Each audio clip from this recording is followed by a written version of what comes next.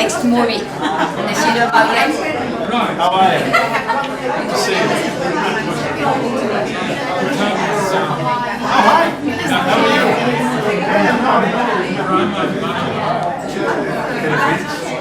That's why it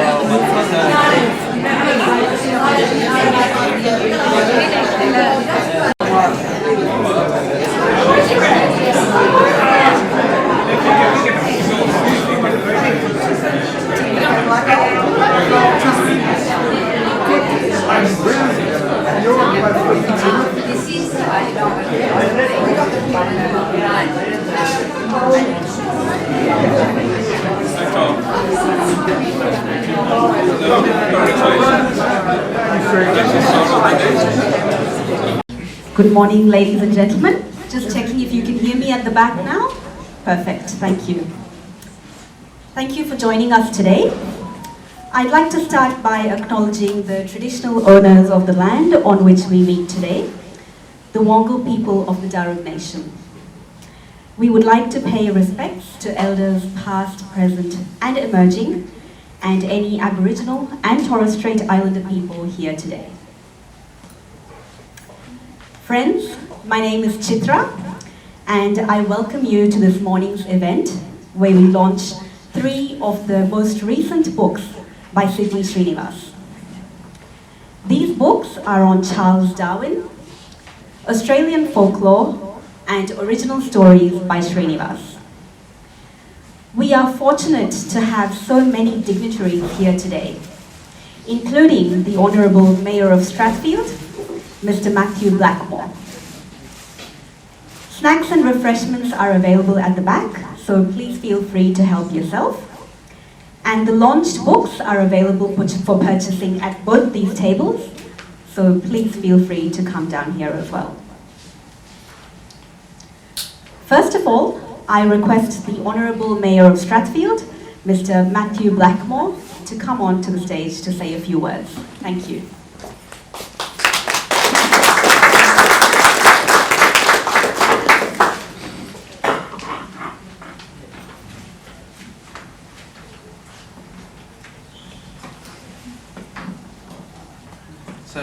Good morning everyone, thanks for coming. I'm honoured here to celebrate the launch of not 1, 2, but 3 books written by one of our accomplished locals and also a person that I've known for many years, and Mr. I'm getting there with the names. And also just Usha and Sydney actually, when I met them a few years ago, first I met them at one of my local street meetings, and it was a pleasure to meet them and talk to them in our local community. And then I actually found out that I actually grew up in the house behind them in another street. So it's good to be here with someone that I have a connection with. So we have a collection of short stories, Australian folk tales, the Charles Darwin's history, and the author's short stories in Canada, which demonstrate the breadth of his talent and his hard work. I thank again for inviting me to the launch, and just a few people that I'd like to acknowledge. So Professor Frank Nicholas, an authority on Charles Darwin, will be doing a video talk. Professor Asad Masri from University of Sydney and is long-time associate of the author, and Professor S.W. Armfield from University of Sydney, another long-time associate. Tom Cowan is a movie director and producer, and members of Open Genre Group Writers New South Wales. Jennifer Waldron, President of Sydney U3A and members of Sydney U3A. Councillor Raj Datta, who's also the one of the co-chairs of our multicultural committee in the Strathfield Council that we established. Rika Rajavamshi. There we go. Thank you, Australia. Noted Hindi poetess, and Miss Nim Galka. She's here. Family and friends of Usha and Sydney. Sydney, from looking at doing a little bit of research about what he has written, is a bit of an example of a Renaissance man. Not only has he excelled in his field of science throughout his academic career, he's also a proficient writer, having penned several books, most notably biographies of important historical figures. I specifically would like to thank Sydney for his anthology of Australian folk tales written in Canada, which will ensure our beloved stories are shared with and enjoyed by a new community. It's an honour also, I believe we will be accepting a copy of the books which will go into the Library Hub's collection. We just upgraded this library a couple of years ago, and it's really become popular, and we have lots of different stories from different cultural groups which are actually becoming quite popular and bringing our communities actually to this facility. So it's really good. So once again, we're proud to have residents such as yourself in our community, and we thank you for your work, okay? And thank you for everyone who's come today.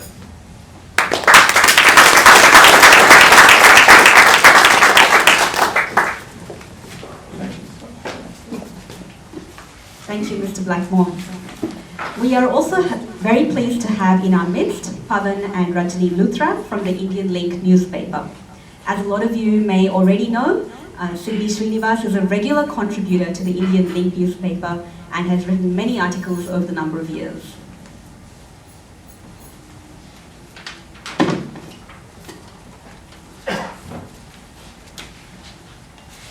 One of the books to be launched is a biography of Charles Darwin.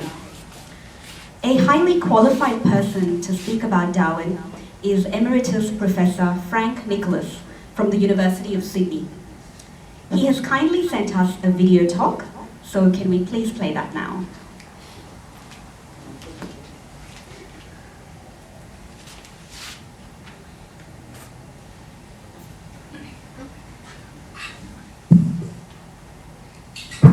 Start by thanking you, Srinivas, for inviting me to join you all this evening, albeit virtually.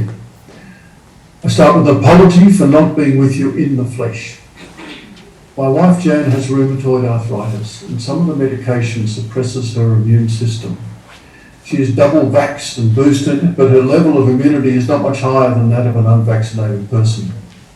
I also am double vaxxed and boosted, and I have good immunity, but there is still the risk that I could bring COVID home if I venture out.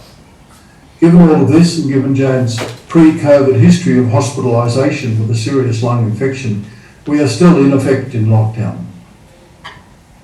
But now to the book. My first contact with Srinivas was early in 2018. He sent an email saying he'd just completed a draft of a book on Darwin, having already published several other books. Would I provide feedback on the Darwin draft? In March, we met for coffee on the Sydney University Camperdown campus. This must have presented somewhat of a bizarre spectacle. A retired engineer and a retired member of the Department of Animal Husbandry discussing Charles Darwin over a cup of coffee. There followed a stream of emails for the rest of 2018, with me providing feedback on drafts and Srinivas desperately trying to finish the manuscript. In the end, I ran out of time. I provided feedback on only some of the chapters. But now the book is published and is being launched. The title is excellent, simply Charles Darwin. All that is needed. When you purchase your copy tonight, and I'm sure that you will, and turn the front cover, you will be confronted with a page of text with no introduction or explanation. You must read this text before even getting to the title page. It is the essence of the whole book and the essence of Darwin's revolutionary idea. In fact, it's the last paragraph of the first edition of Darwin's most influential book, On the Origin of Species by Means of Natural Selection. Nothing could be more appropriate to start a book on Darwin. It is a marvellous summary of Darwin's most famous contribution to human knowledge, written in a delightful poetic style. It has even been set to music. So I would urge you all to read this page very carefully. Rather than starting at the beginning of Darwin's story, Srinivas makes a very effective move. He starts with the famed Oxford debate in 1860, the year after publication of Origin of Species. This is an excellent means of setting the scene. We then have chapters that do start at the beginning of Darwin's life and tell his whole life story. And the book ends with lots of useful information. There's a list of books published by Darwin, including the chapter headings for his most influential books. There's an example of his handwriting. There's a list of all the children of Charles and his wife Emma. There's a timeline of Darwin's life. There's a table summarising the number of species in all the major categories of plants and animals on Earth. The total, would you believe, is 1,730,725 species on Earth. There are also several pages of colour photos, including one showing Srinivas at the start of the Charles Darwin Walk in the Blue Mountains, sadly now closed because of flooding. But it will reopen sometime in the future, and I would urge you all to drive up to Wentworth Falls and to do the walk, which retraces Darwin's footsteps in 1836 during his visit to Australia. A really important point made by Srinivas is that Darwin grew up believing the Genesis account of creation, and held this view throughout his degree at Cambridge, well into his 20s. Indeed, the reason Darwin went to Cambridge was to gain a classics degree that would enable him to become a clergyman in the Church of England. So he did not set out to become a revolutionary, nor to undermine religious belief.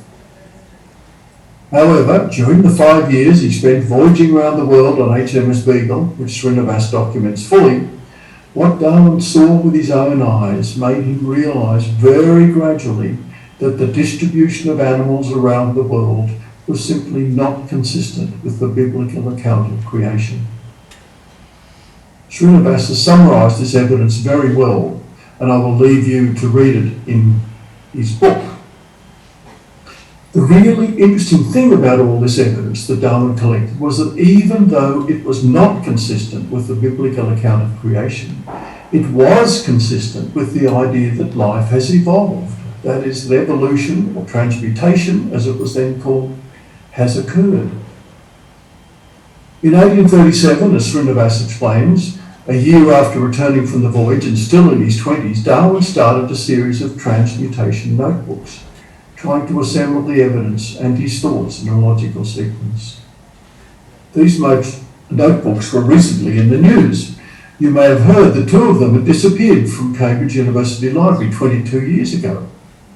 Then just before Easter this year, just a few weeks ago, a gift bag was left in the library that's the university library, with the message, "Librarian, Happy Easter!" exclamation mark. And inside were the 2 missing transmutation notebooks. In his book, Srinivas has actually included a famous evolutionary tree diagram from one of those stolen notebooks. Transmutation, or evolution, was not a new idea then, but it was an idea that was rejected, as Darwin himself said, by almost all the most eminent living naturalists and geologists. Why? Why would all the most eminent living naturalists and geologists in the 1850s reject the idea of evolution? The reason is very simple. For the previous 1,850 years, the mainstream explanation in Western societies for creation was the biblical account in Genesis. Ever since universities have existed, it had been taught in universities that each species, each one of those 1,730,725 species, was a special and independent act of God's creation. It was the explanation that Darwin had been taught in Cambridge, in which he fully accepted. Why would anyone doubt it? Especially since Darwin had produced convincing evidence against the biblical explanation. Darwin was the first person to provide overwhelming evidence that if you look carefully at God's world, it is not consistent with God's book. As Srinivas explains, Darwin had shown clearly that there is no longer any need to invoke God as having directly created each of those 1,730,725 species that make up the rich variety of life on Earth. To that extent, Darwin had undermined what many regarded as major evidence for God's existence. This major inconsistency between science and religion did not mean, however, that Darwin had completely removed God from creation. Indeed, from 1859 to the present, there have been, and there still are, religious believers who fully accept that evolution has occurred without any divine intervention, except at the very beginning. They see God as the prime mover, the supernatural being who set the process of evolution into action. Indeed, today there are very public scientists who are Christians and who are absolutely convinced that God is the prime mover of evolution. One such person is Francis Collins. You may have heard of him. He was the leader of the Human Genome Project and then became director of the world's largest medical research funding organisation, the NIH in America, and is now President Biden's acting science advisor. Collins and many other scientists who are Christians go one step further. They devote considerable energy to popularising the view that there are no conflicts between the scientific and Christian understandings of evolution. As it so happens, Collins and his ilk are wrong in claiming there are no conflicts, but that's a story for another day. There was one major problem for Darwin when he argued that evolution had occurred and is occurring. He had no mechanism for evolution. He had no explanation for how it actually happened. As Srinivas explains in his book, by late 1838, just a year after starting his transmutation notebooks, Darwin read a book on population growth by Thomas Malthus. And it was the ideas in this book that gave Darwin an explanation for how evolution could have occurred, namely by means of natural selection. Darwin then spent the next 20 years assembling the evidence for evolution and devising explanations for how natural selection works. In 1859, all this came together with the publication of On the Origin of Species by Means of Natural Selection. There's a very important point to be stressed here, as noted by Srinivas. Despite the title, that is, by means of natural selection, Darwin never argued that natural selection is the only means by which evolution has occurred. Even today, we still hear people pointing to a particular trait in a particular species that has no obvious adaptive value, that is, that could not have arisen by natural selection, and using this to argue that Darwin must be wrong. Let's be very clear on this. Darwin always argued that not all traits have arisen because of natural selection. In other words, Darwin provided a perfectly valid explanation for traits that are not adaptive. Srinivas rightly devotes around 1/3 of the book to what happened after publication. Among other things, Darwin wrote many other books, some almost as important as Origin. Srinivas explains all of this. So we have gathered this evening to launch a book that retells the marvellous story of how one of the most revolutionary ideas of humanity came into being. It is a story that needs to be told over and over again through the eyes of every generation and every culture. As Srinivas says at the beginning of his book, the lives of great men and women are invitations to write, and they offer a double blessing. They inspire you, that is the author, and they help you, that is the author, to inspire others. Srinivas's Charles Darwin provides a wonderful example of this dictum. So I now declare the book Charles Darwin by Sydney Srinivas to be officially launched.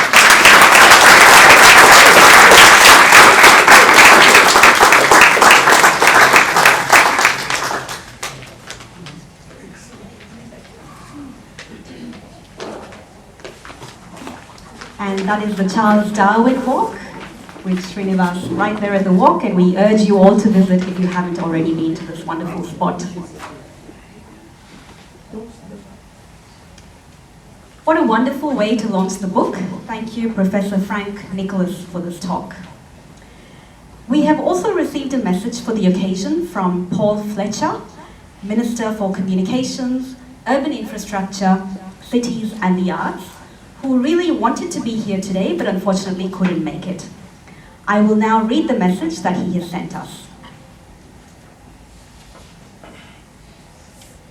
I am very pleased to send my best wishes to Srinivas Karkenhalli and all assembled at this book launch. I have known Srinivas for many years, and I am pleased that he has devoted his energy and talents to writing biographies of eminent scientists. The high standard of living we enjoy today in advanced nations like Australia is very largely due to the march of science and technology. Consider, for example, the extraordinary achievement that within 1 year of the COVID virus coming into circulation, an effective vaccine has been developed and was in mass production, undoubtedly saving millions of lives. Thank you, Srinivas, for your efforts. It is very important that science is better understood in the general community, and one effective way to do this is by writing biographies which allow more people to know about the lives and achievements of significant scientists. From Paul Fletcher, Minister for Communications, Urban Infrastructure, Cities and the Arts. Thank you, Mr. Paul Fletcher.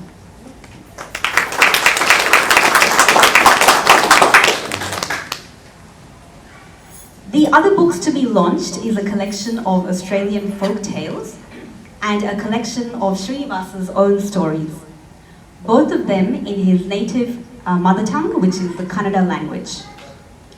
To say a few words on these books, I now invite Rashmi Renu.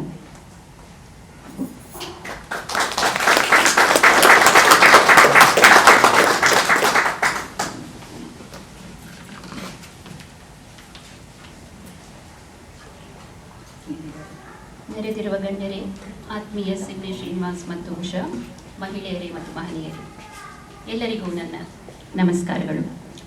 ಈ ಸಭೆಯಲ್ಲಿ ನೆರೆದಿರುವ ಅನೇಕರು ಕನ್ನಡ ಗೊತ್ತಿಲ್ಲದೇ ಇದ್ದರೂ ಶ್ರೀನಿವಾಸ್ ಜೊತೆಗಿನ ಸ್ನೇಹ ಮತ್ತು ಅಭಿಮಾನದಿಂದ ಈ ಪುಸ್ತಕ ಬಿಡುಗಡೆಯ ಸಮಾರಂಭದಲ್ಲಿ ಪ್ರೀತಿಪೂರ್ವಕವಾಗಿ ಭಾಗವಹಿಸುತ್ತಿದ್ದಾರೆ. ಆದ್ದರಿಂದ ನನ್ನ ಈ ಕೆಲವು ಮಾತುಗಳನ್ನು ಇಂಗ್ಲಿಷ್ ಮತ್ತು ಕನ್ನಡ ಮಿಶ್ರಿತ ಭಾಷೆಯಲ್ಲಿ ನಿಮ್ಮ ಮುಂದೆ ಇಡುತ್ತಿದ್ದೇನೆ. Distinguished guests, ladies and gentlemen, it gives me great pleasure to be part of the book launch of dear Sydney Srinivas. Say a few words about his books and the importance of these books to all Kannadigas here in Australia and abroad. The book, Australiada Janapada Kathegadu, Australian folk stories, is a translation of book written by K. Langlo Parker. The stories are about the Naran and the Nungavara community settled in the Naran River region. The book opens up a whole new world about the Aboriginal culture, their connection to nature, animals, birds, flora and fauna. Every culture has its share of folk stories, through which explains how we humans depend on animals and birds to learn about the nature and the world we live in. How our ancestors learned about the seasonal changes, fires and floods by listening to the songs and sounds of nature. The stories talk of life in the previous birth, present and future, how the forces of nature are powerful than man himself, which is true to all ages. These stories are more important to the current generation, so we learn to respect the past, take care of the present, and save our world for the future generations. Thanks to Srinivas for all the research he has done, his efforts in translating this book to Kannada. This book enriches the Kannada literature and our lives so that we can narrate these stories to our kids, appreciate and respect the land we now call home, Australia.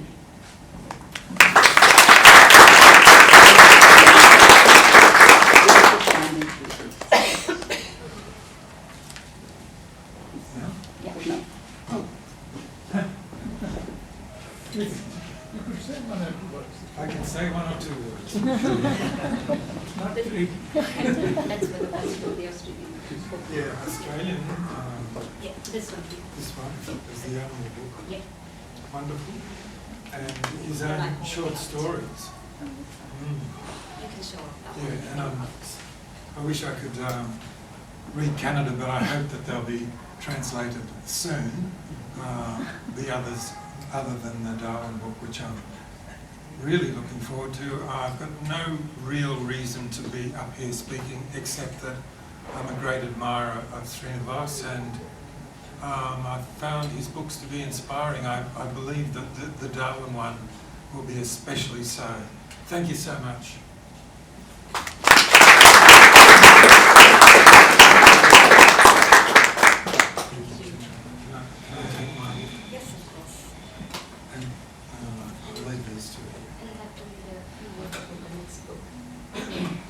I've got no idea what to say. You can just hold on. Yeah, well, look, of course, I'm definitely looking forward to his own short stories. I have read a couple previously that were in English. Yeah, wonderful that he's been so positive in encouraging other writers as well. That's one of the great things about Srinivas. The one about the Australian stories, of folk tales of Australia, I'd love to read that too. Thank you very much.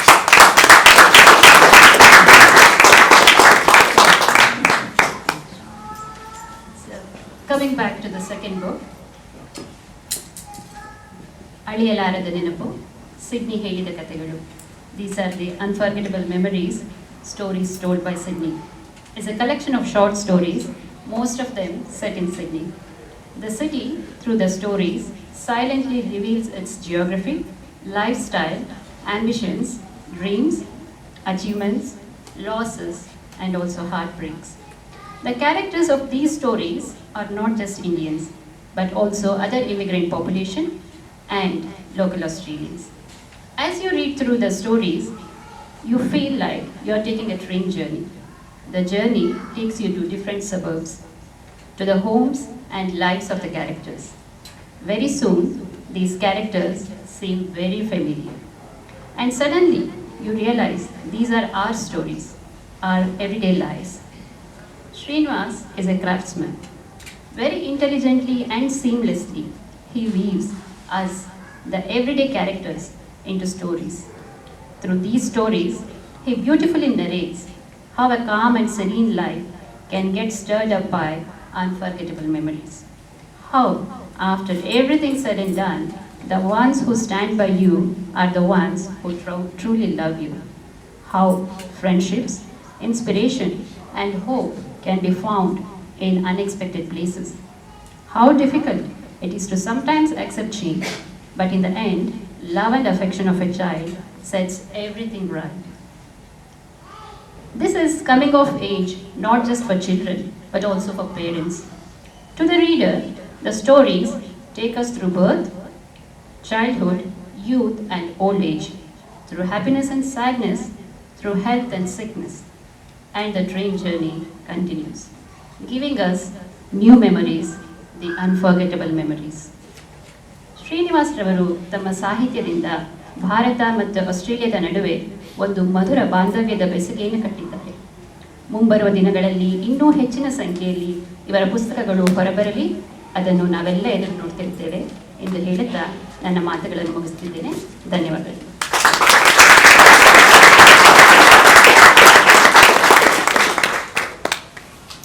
Thank you, Rashmi, and can we have a huge round of applause for the launch of the 2 Kannada books as well.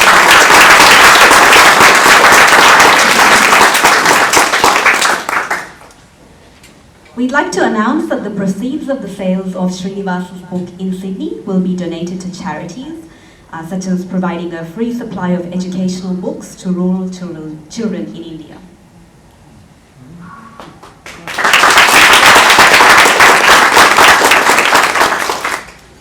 Professor Asad Mastri is a long-time associate of Srinivas. He will now say a few words.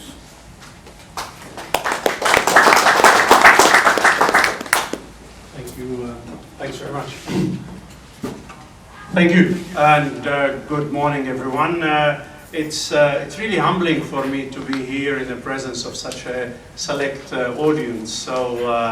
And it's a privilege, I think, to come to this occasion and congratulate Professor Srinivas on his great achievements. As it was said, I've known Srinivas for, I call him Srin, so Sydney is a relatively new name to me for Srinivas. So we've known him as Srin for about 30-something years. I've known him since 1991, since he was an active academic in the School of Aerospace, Mechanical and Mechatronic Engineering, and we've kept this friendship since then. I'm a little bit envious of Srinivas because we always refer to him in the department as the ideal retiree. And that he was very active in the school and academically, but he decided to leave relatively early despite a successful academic career. And we were worried, what are you going to do for the rest of your life, And it turns out that he's super active, super busy, and super productive. Many books, with the current release of 3 books added to his repertoire as well. So congratulations, Srinivas. I would like to say 2 more things.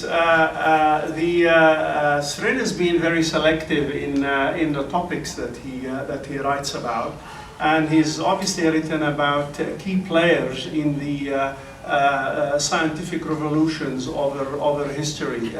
But he talks in his books not just about the scientific achievement of the person, he talks about the personal life of the individuals. And I think I've read some of his books, I don't claim to have read all of them, but reading, for example, a book about Albert Einstein, I'm sure many of you have read a lot about Albert Einstein's, but Srin's book gives a different perspective to the individual. He talks about the scientific achievements of Einstein, but he talks about Einstein as a person and the struggles that he's had over his career in finding a job and coping with the difficulties of bringing bread to the table and going through applications, unsuccessful applications to score jobs in academia. And in fact, he's done his most notable pieces of work as a clerk, not as a professor at all at the university, which is remarkable for someone like Albert Einstein. So they make good reading because they talk about the science as well as the individual, as a human being as well. The second point I want to make is that I've got a bookie for Srin. that reflects the selections that he's making. This is a book by Thomas Kuhn. I don't know, many of you, some of you will probably have known this. This is about the history of scientific revolutions. And Thomas Kuhn talks about paradigms in science, and that is you get people like since from Copernicus to Galileo to Ptolemy to Newton and to Einstein. These are people who have made significant contributions to science, and they've notched science, they've notched our knowledge in science 1 or 2 steps up. And he calls these people the creators of paradigms. And then a lot of the research that follows after that is research that tries to serve these paradigms. So Srin, in his selection of books, he picked the people who have contributed to these paradigms over history, and certainly Newton is one of them, and there's Newton's book here that he's produced a number of years back. So that's classical mechanics, or Newtonian mechanics as we call it. And Albert Einstein came years after Newton in order to partly debunk but also complement the Newtonian mechanics into the theory of relativity and quantum mechanics as it was. So it's well-picked topics, in fact, that he has. And I was chatting to him just before the opening of this occasion. And I was asking him what is the next on his list, and he says, you know, Marie Curie is next. But I'm going to give you this book, Srin, and I'm going to tell you there is one other mission for you, and that is Lavoisier, right, which is close to my heart as well, because Lavoisier was the inventor of oxygen, and before that, it wasn't known, of course, and the entire theory of heat transfer and combustion and so on was all based on a theory that's been debunked now, which is a phlogiston theory, right, which really didn't know about the existence of oxygen. And Lavoisier was the person who invented oxygen, changed the entire approach to thermo fluids as we know it now, and I think they're good. But there's other names as well, so I hope you enjoy reading this book.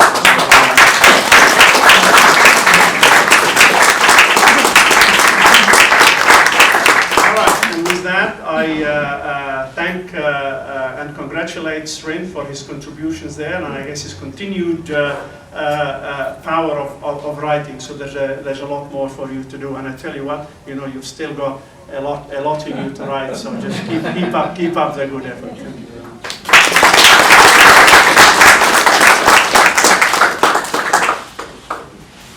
Thank you, Professor. He is indeed a huge inspiration for all of us. Helen Lynn from the Open Genre Group of Writers New South Wales has interacted with Srinivas and has also heard him read his manuscripts. May I please call upon Helen to say a few words. Thank you.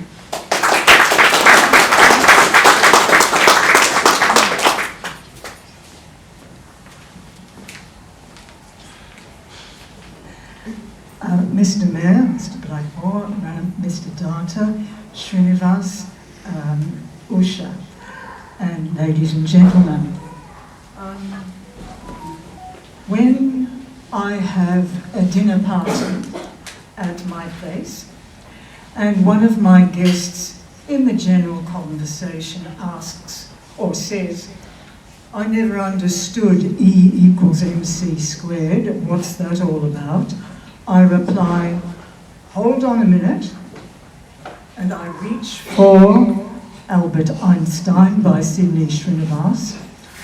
I open it to page 162, which I have marked, and hand it to my ignorant guest, who is ignorant no more. And that's one of Srinivas' special gifts. As a writer, he makes scientific concepts understandable to non-scientific people. I'm a member of the Open Genre Writers Group at Writing New South Wales, and it's daunting to be a member of that group. We each bring a text to a weekly meeting and read it aloud and listen to others' comments on our text. Srinivas's comments are invariably perspicacious, succinct, and kind. We're an eclectic group, There are writers of fiction, fictionalised history, fantasy, memoir, stories for children, philosophy, plays, film scripts, poetry and satire. Srinivas is our only biographer and our only scientist. In our group, he represents C.P. Snow's two cultures. One of our members defines Srinivas's work as creative non-fiction. By that we mean not that he tampers with the facts, but that from the facts he creates an interesting read. We enjoy learning about the work of, as well as the lives of people like Einstein and Newton and Ramanujan. The first time I mentioned Ramanujan at one of my parties, somebody asked me who he was. So I reached for Srinivasa Ramanujan by Sidney Srinivas, and I opened it to the page that I always mark and said that it is often stated that Einstein is what Einstein is to physics, Mozart is to music, and Ramanujan is to mathematics. And Srinivas describes the difficulties that Ramanujan had as a Brahmin studying at Cambridge during the First World War.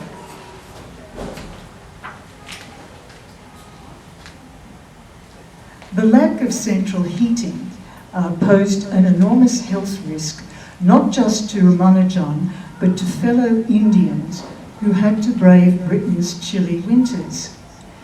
Nutritional issues cropped up. Although food was plentifully available with abundant dairy and fresh produce, his restricted lifestyle meant that Ramanujan had to be on his own. The basic food he prepared was no comparison to the elaborate meals served to him back in India. At times, he lived on mere rice, salt, and lemon juice.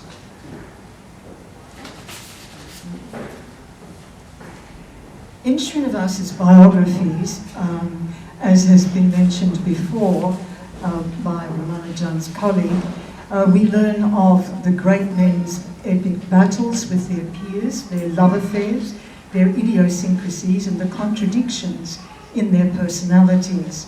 Srinivas writes of Isaac Newton, "It is baffling that a man of Newton's caliber believed that an ordinary metal could be converted to gold. He believed that alchemy was an instrument to decode what God had hidden in the universe. What mattered to him was truth and truth alone. Being born on Christmas Day," what a small detail but interesting, being born on Christmas Day, he thought it was his mission to search for it. He also used a pseudonym to write about alchemy. "I had fun discovering that I had something in common with a genius." Part of Einstein's legend, I learnt, happened when he was at Princeton, and the dean's secretary received a phone call, and the caller asked for Einstein's address. The secretary said that the policy didn't permit her to give out addresses to strangers, and the caller then whispered, "I am Einstein, don't tell anyone, I have forgotten my address." I forget my address too. With Einstein it was inborn genius, with me genius came with age. Srinivas quotes other biographers who have said of Einstein that he had an element of the exhibitionist and the ham. He enjoyed publicity and performed. I therefore deduce that he used his energy to enlighten the masses. The members of our group congratulate Srinivas on the publication of 3 books. That's a bit excessive. Most of us manage only one at a time. And Srinivas writes in 2 languages. Other authors who write in 2 languages are André Brink, Claude Esteban and Julian Green. So Sydney Srinivas is up there with the literary greats. We hope that all 3 of his new books are bestsellers and inspire movie and Netflix blockbusters.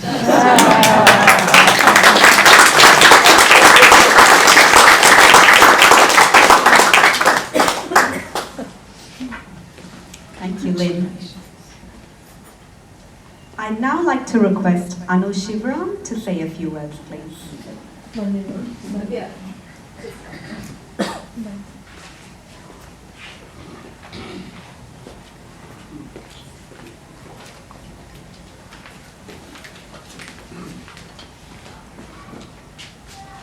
morning and hello to everyone. And hearty congratulations to Srinivas on this hat trick.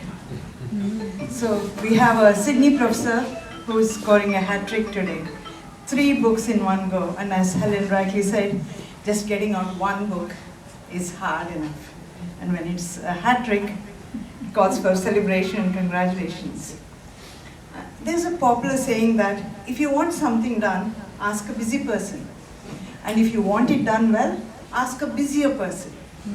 Most Sydney-siders know that if they want something done to be done and done well, be it a review of a music concert, or a dance debut, a radio program, a musical production, screening of a nice film, writing a book, or guiding students through a PhD thesis. One person can do it all, and do it very well too. That's none other than our Sydney Srinivas.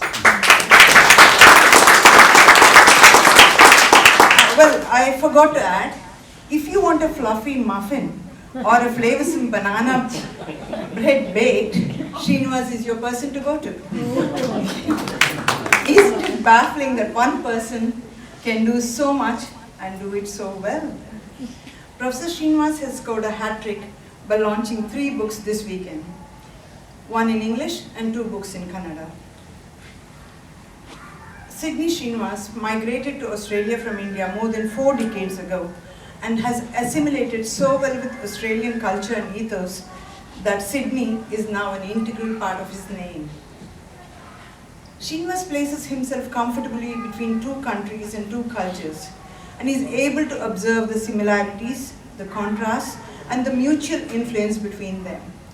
His observations, analysis, questioning, and acceptance of the 2 countries are captured beautifully in his latest work, an anthology of short stories in Kannada, Aliyalarada Nenahu, which roughly translates to Indelible Memory.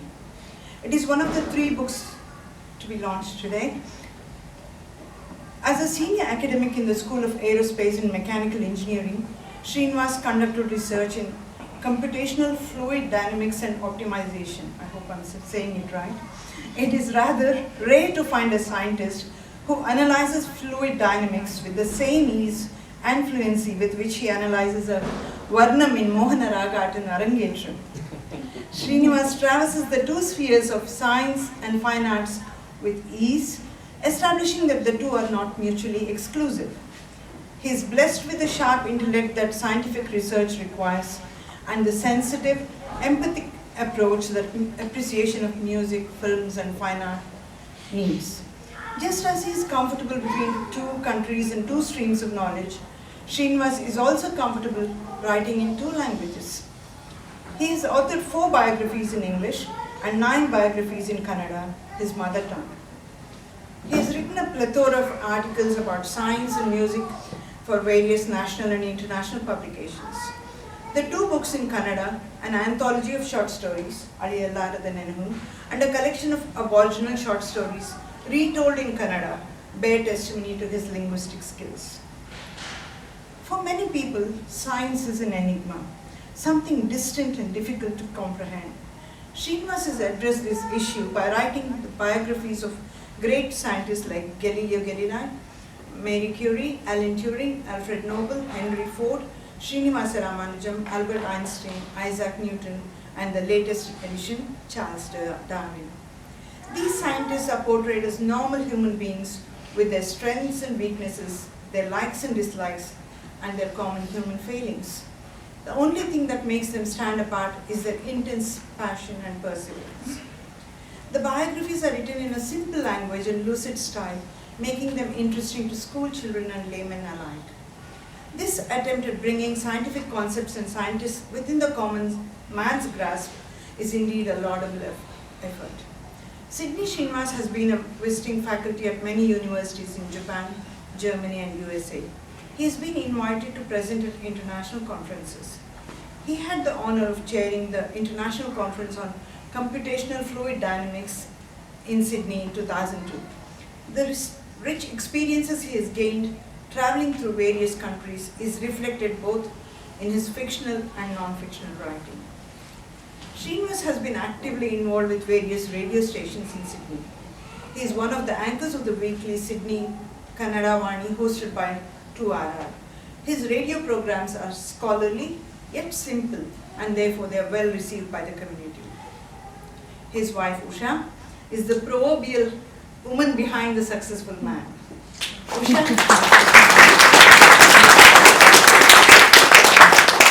Usha offers support and constructive feedback to Srinivas in all his endeavors. Usha calls Srinivas Maestro with a lot of affection. Maestro in Kannada means teacher, but not just a teacher, somebody a special teacher. Srinivas and Usha are blessed with a son Gautam and his beautiful wife Sananda. Currently, Srinivas is actively engaged in biomedical research into stents and blood flow through arteries. That is, when he is not baking banana bread for family and friends. Thank you.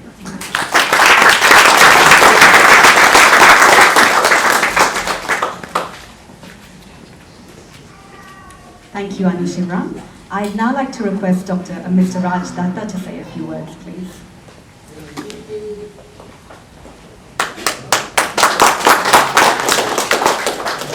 Thank you, Chitra.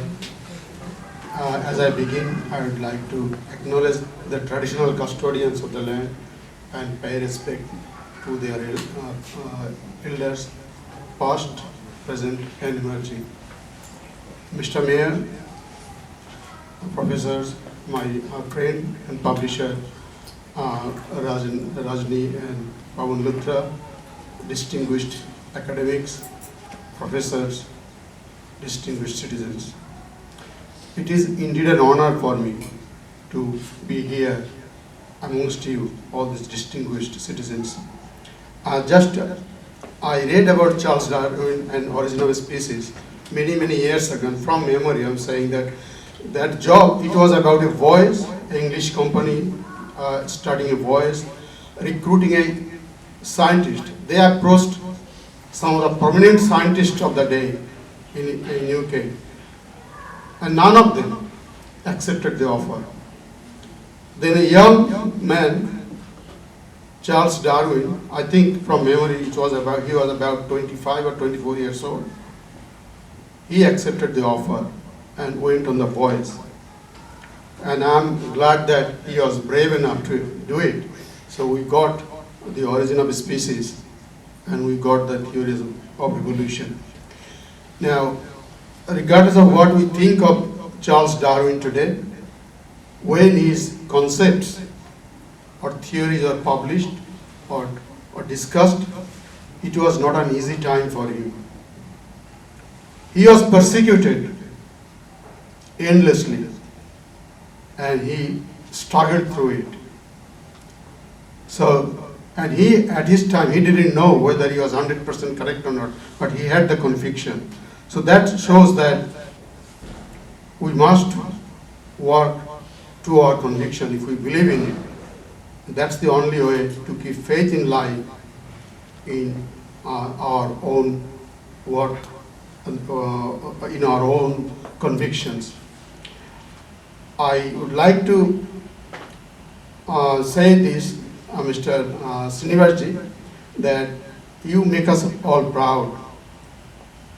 I feel very proud to be here, like many people from Indian subcontinent who have arrived to Australia, have contributed enormously, not only as scientists or engineers, but also in many other fields, such as writers. And as a representative of the Indian subcontinental community, I must say that there are many, many community members who all are proud of you, Srinivas, for making the significant contribution, for making us so distinguished, so proud. Thank you all for supporting Srinivas today here.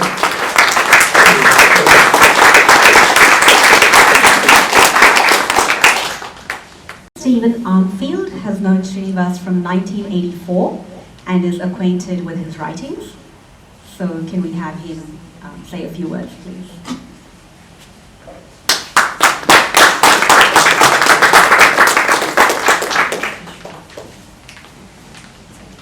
Well, first of all, thank you very much, Srin, for asking me to wrap up these proceedings. So Srin asked me if I can summarise the event and wrap everything up.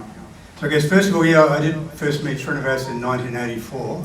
So I'm summarising a little bit more than just what we've heard in the past half hour. I'm going back to 1984. So I first met Srin when I was doing a PhD at Sydney University, and Srin was then working as a research fellow with Clive Fletcher, who is my PhD supervisor, and is also the father of Paul Fletcher, who we heard a message from early on. So that's an interesting link.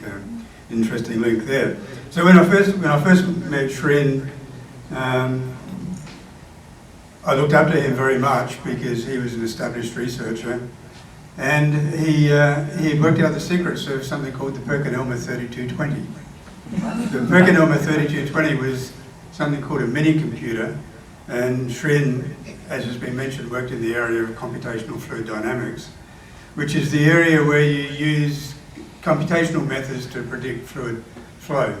1984 was the early days of this, and it was the time when affordable computers were just starting to come around so that PhD students could really do serious things on them.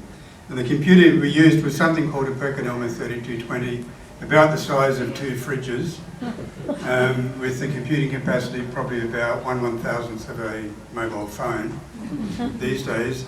It wasn't an easy computer to use. Srin had mastered it. I was trying to master it, and I got quite a bit of help from Srin in doing that. I only overlapped with Srin for about 6 months because then he went off to Germany to do a research fellowship there at Karlsruhe with a researcher named Rodi. I didn't have too much contact with Srin then until I saw him again in the 90s when he returned to Australia and took up a position back at Sydney University in then the Department of Aeronautical Engineering. He's always been an interesting person. He started off doing work in high-speed flows, compressible high-speed flows, the sort of flows you get around aircraft, and he was in the Aeronautical Engineering School. My area was actually low-speed flows. So quite a different area, but despite that different area, we interacted and got on quite well. One of the things that was interesting in his academic career was he didn't hang around in one area. He started off in high-speed flows. He then moved into the area of optimization, which somebody else did mention. And in that area, you're combining fluid mechanics and structural mechanics to try and develop optimal wing cross-sections, optimal aeroplane shapes and things like that. So there's a bit of a jump from just straight high-speed flows. And Srin was one of the early people who moved into that area of computational optimization or topological optimization. He worked in that area for a while, and then he moved into the area of biofluid mechanics. And again, he was one of the early people from a sort of mechanical, aeronautical background to move into that area. And biofluid mechanics looks at things like the blood flow through your heart and through arteries, and the airflow when you're breathing and the air's coming in and going out of your lungs. And the basis of biofluid mechanics, of course, is basic fluid mechanics, which Srin knew very well. And I guess that was the final area that he moved into, because he's still conducting research in that area now. And I think the way he moved from just high-speed fluid mechanics ultimately to biofluid mechanics sort of reflects this more humanistic approach to life than many traditional fluid mechanicians. We tend to look at fluid mechanics as just fluid mechanics, but he saw a humanistic component of it and ended up in biofluid mechanics. So that's sort of an example of his more eclectic approach to things. Now, this other side that he has of being an author and writing books, we knew nothing about that back in the 90s or the early 2000s. At the university, we really didn't know much about that. But we came to know about it, or I came to know about it, as Srin asked me some questions in different areas, and he started showing me some of his writings. And I read some of his early Sydney Srinivas short stories, which were actually detective stories set in Sydney, which I found quite interesting and really very readable. Then he would talk to me a little bit about his projects on writing biographies of great scientific figures. And I think, it may not be true, but I think I can take some credit for his Ramanujan biography, because I gave him a book on Ramanujan early on and suggested this may be an interesting person for him to look at. So I feel when I hear everybody praising Srin and saying what, how he's moved into these areas and written these biographies on interesting people, I'm going to take some of the credit for that.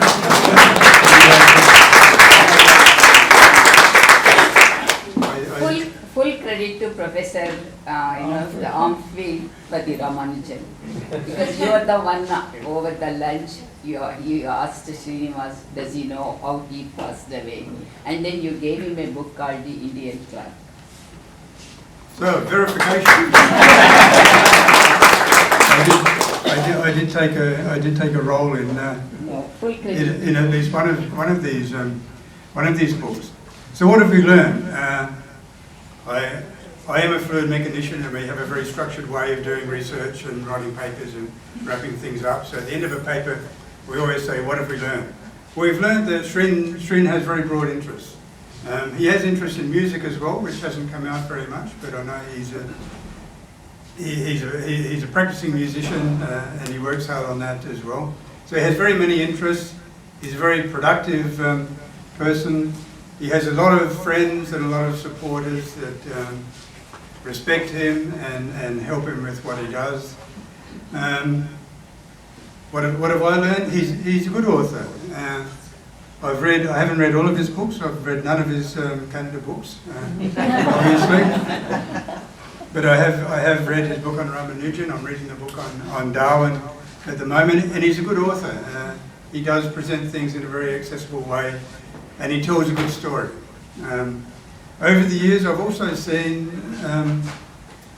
that I believe the way he does it is improving, so he's still learning. He's not an extremely young man, he's only a relatively young man. But at this stage, he's not standing still, as with his academic career.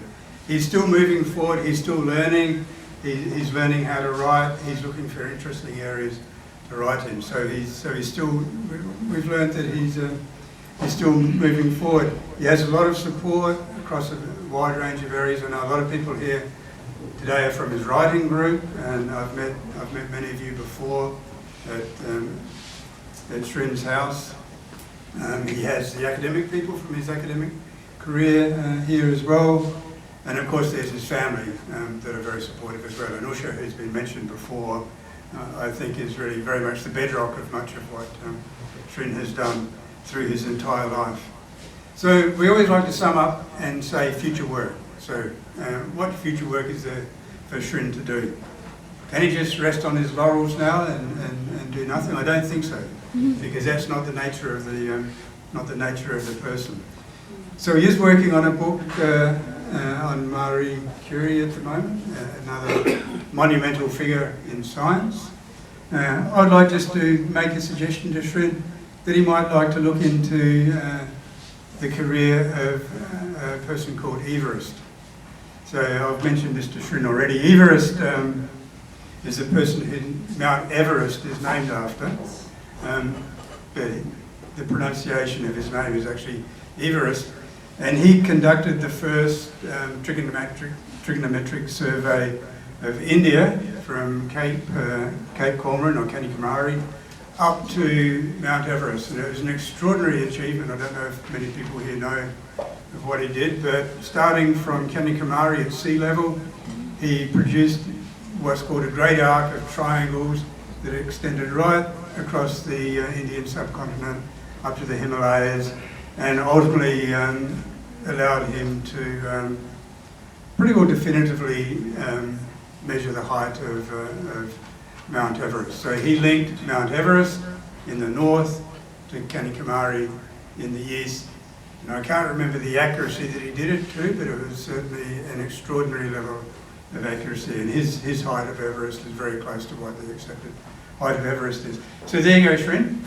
I think a biography of Everest would be a suitable project for you. And I'll wrap it up there. And thanks very much for everyone coming along. And congratulations.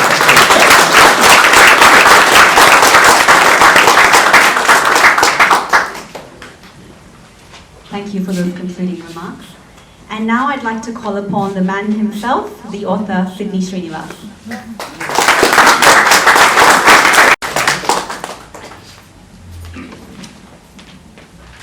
Friends, so much has been spoken about me today.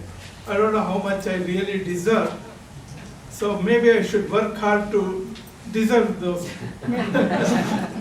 thoughts of yours. Thanks for coming, and I'm really overwhelmed today.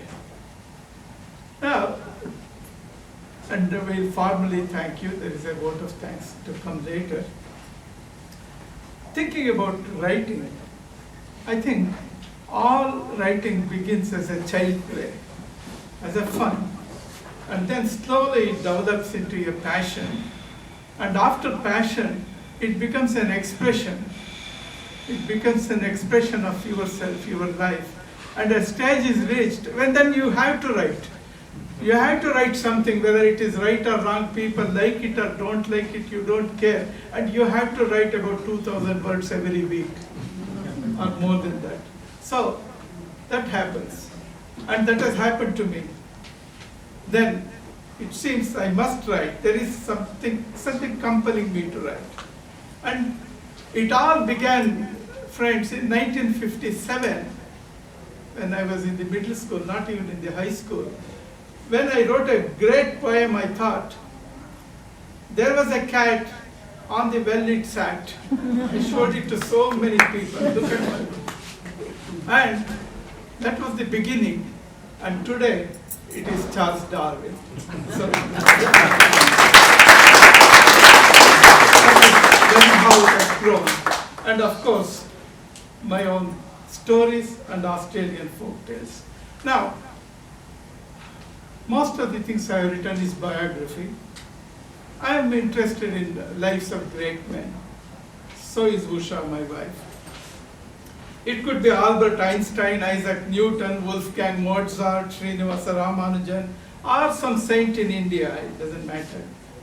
And we would like to know more about that person. My wife joins me in this pursuit. And we have gone to the very place where some of those people were born. We have gone to the birthplace of Mozart about 3 times, Strasbourg. We were in Strasbourg 3 times, and Vienna. And then Einstein's museum, the very place where Einstein developed the theory of relativity. We were there. And the places connected with Srinivas Ramanujan. We were there many times. And when these things happen, it compels you to write. And you develop an urge to write. It could be in English or in Kannada. And that's how the biographies have come. And then, as Rashmi rightly pointed out today, I used to travel in train. I used to teach in the university, carry on some research and whatnot. So many things happen in your life. So many things happen in a train. And you see a story somewhere hidden in that. There is a story. Something germinates. This is a good story. And then you think about it and you add some spices. Always you have to spice.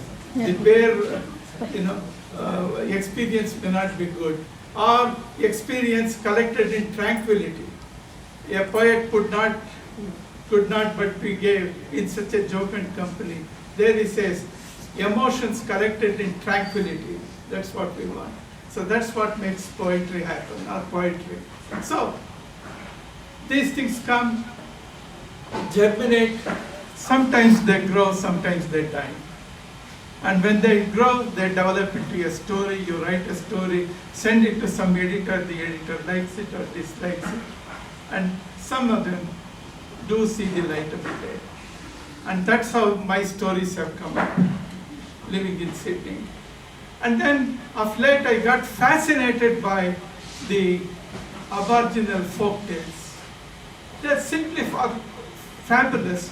They may be only 200 words long or they may be 2,000 words long, but still there is some charm in that. The relationship that people have built with nature and animals. And if you read those stories, a crocodile and a man are same. There is a relationship between them, or a cockatoo for that matter, or a penguin, or a bird, or whatever. So there is a relationship the forefathers here built with nature. So that is brought out in the stories, and that's what fascinates me. And that's why I write. But one truth, your writing is yours only till it is published. And once a writing is published, it's not yours. That's a secret. And one of the Kannada poets says, a poem or a story or a writing is, when published, is like your daughter who has got married. You married off your daughter to some other family and you lose control over your daughter. And how your daughter is treated in a new surrounding or how she behaves in a new surrounding, you have no control. You just keep quiet and watch. And this is an Indian thought, but the same thought is expressed by W.H. Auden, a poet who I like very much, and he says the same thing in his own way. And he says, and wholly given to unfamiliar affections, to find his happiness in another kind of food, and be punished under a foreign code of conscience. So a poet writes, publishes, and the readers read it, measure it, and in their own code of conscience, in their own code, with their own yardstick, and they like you or dislike you. But poor poet, you don't have any control. Right? Don't think too much whether it's prized or not prized, but you don't have control over your work once it is published. So therefore, friends, now these books are published, these books have been launched, and I'm ready to be punished by a foreign power.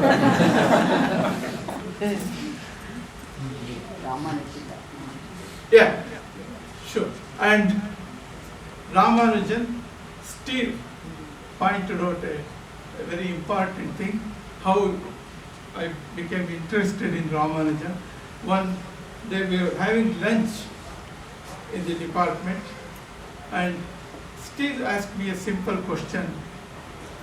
Sri, do you know how Ramanujan died? Did he die because he was eating, he was cooking food in a copper vessel, which is, we say kilubu, I don't know what you call it, kilubu. Rusted out. In a vessel which is rusted out. Is it true, he said. And I had no idea of Ramanujan. I knew there was a great guy called Ramanujan, but I didn't know anything about Ramanujan. I said, I don't know. maybe it is true. And then the very next day he brought a book, The Indian Clerk by Levitt, a guy called Levitt, and gave me that book and gave me an assignment, you are going to read this. I read the book, and there he gives a theory how Ramanujan may have died. And then immediately I remembered, I said, there is a book in my garage, why I haven't seen this? Let Shankar Sangameshwar, some of you know him, let Shankar Sangameshwar had given a gift of The Man Who Knew Infinity to my son when he did his HSC. And that book was in my garage of all the places. And then I said, I think I know if there is a book like this. I went to the garage and dug out and I found the book, The Man Who Knew Infinity. So The Man Who Knew Infinity gives its own reasons why Ramanujan died. But much after his death in 1992, somebody else, a British doctor, came out with another theory which dismisses all this and gives a totally different reason for his death. Anyway, we will not go into all details. And friends, I am making a public acknowledgement today. In all my endeavors, there is one person who has been helping me, and she is the second critic. I am the first critic and she is the second critic, and that is Usha, my wife.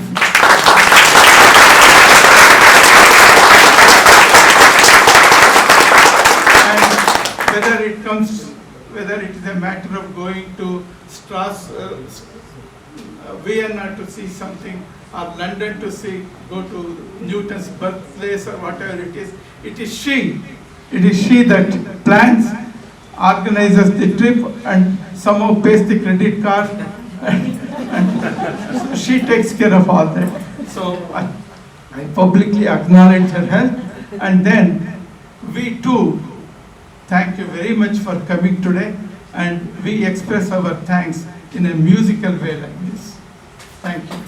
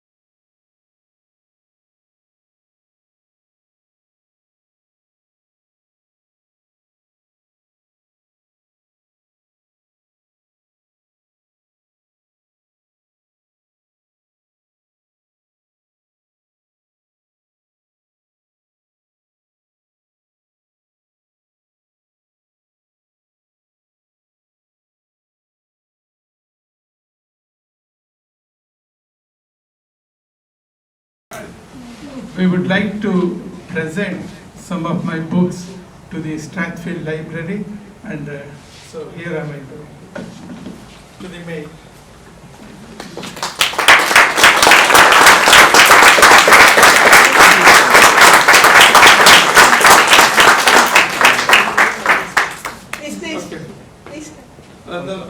Retake. Sorry, one more. Yes. Thank you. Very good. Now for some refreshments at the back, please. Okay.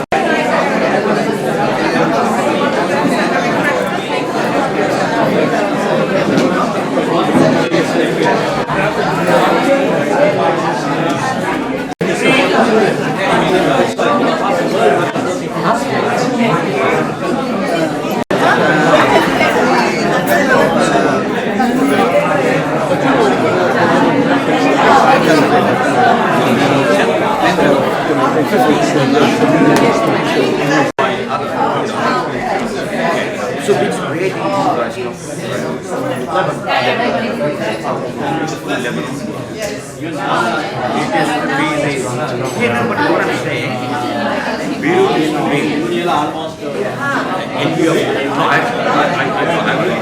it used to be the envy of